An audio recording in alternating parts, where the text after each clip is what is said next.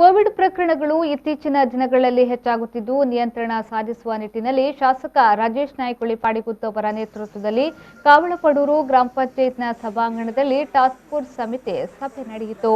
ಕೋವಿಡ್ನಿಂದ ಪಾರಾಗುವ ಉದ್ದೇಶದಿಂದ ಗ್ರಾಮದ ಪ್ರತಿಯೊಬ್ಬರು ವ್ಯಾಕ್ಸಿನೇಷನ್ ಪಡೆಯುವಂತೆ ಅವರು ಮನವಿಯನ್ನ ಮಾಡಿದ್ರು. ಹೊರ ರಾಜ್ಯ, ಹೊರ ಜಿಲ್ಲೆಗಳಿಂದ ಬರುವಂತಹವರ ಬಗ್ಗೆ ನಿಗಾ ಇರಲಿ. ಅವರು ಕೋವಿಡ್ ನಿಯಮಗಳನ್ನು ಪಾಲನೆ ಮಾಡುವಂತೆ ಆಶಾ ಕಾರ್ಯಕರ್ತೆಯರು ಗಮನ ಹರಿಸಬೇಕು ಎಂದು ಹೇಳಿದರು.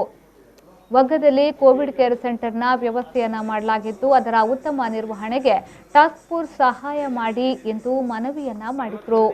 ಕೋವಿಡ್ ಸೋಂಕಿನಿಂದ ಮನೆಯಲ್ಲಿರುವ ಬಡ ಕುಟುಂಬಗಳಿಗೆ ಶಾಸಕರ ವೈಯಕ್ತಿಕ ನೆಲೆಯಿಂದ ಕಿಟ್ ನೀಡುವ ಕೆಲಸ ಮಾಡಲಾಗ್ತಾ ಇದೆ.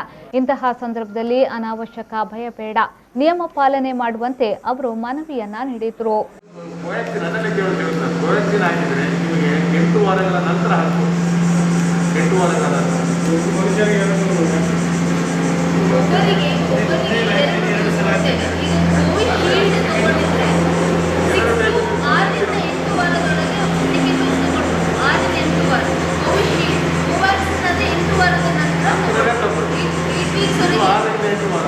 ಅದು 8 ವಾರದ ನಂತರನೇ ತಗೊಳ್ಬೇಕು. 12 ವಾರದೊಳಗೆ ತಗೊಂಡು ನಡೀತದೆ. ಯಾವುದು ಕೋವಿಶೀಲ್ಡ್ ಆದರೆ ನಿಮಗೆ 6 ರಿಂದ 8 ವಾರದೊಳಗೆ ತಗೊಳ್ಬೇಕು.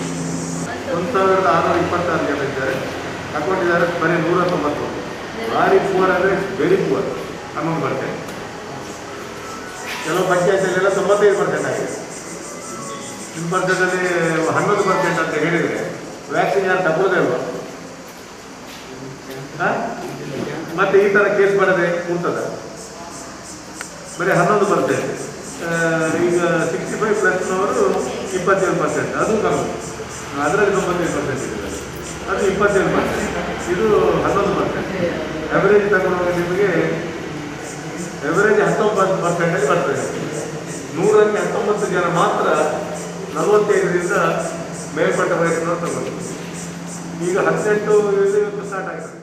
ಈ ಸಂದರ್ಭದಲ್ಲಿ ಕಾವಳಪಡೂರು ಗ್ರಾಮ ಪಂಚಾಯತ್ನ ಅಧ್ಯಕ್ಷೆ ರಚನೆ, ಉಪಾಧ್ಯಕ್ಷೆ Lakshmi, tahsildar Rashmi SR, taluk panchayat EO Rachanna, PDO Shridhar, ಕಂದಾಯ ನಿರೀಕ್ಷಕ ನವೀನ್ ಪೆಂಜನಪದವು, ಗ್ರಾಮ ಕರ್ಣಿಕ ಆಶಾ ಮೆಹಂದಲಿ ಹಾಗೂ ಟಾಸ್ಕ್ ಫೋರ್ಸ್ ಸಮಿತಿ ಹಾಗೂ ಅಧಿಕಾರಿಗಳು ಉಪಸ್ಥಿತರಿದ್ದರು.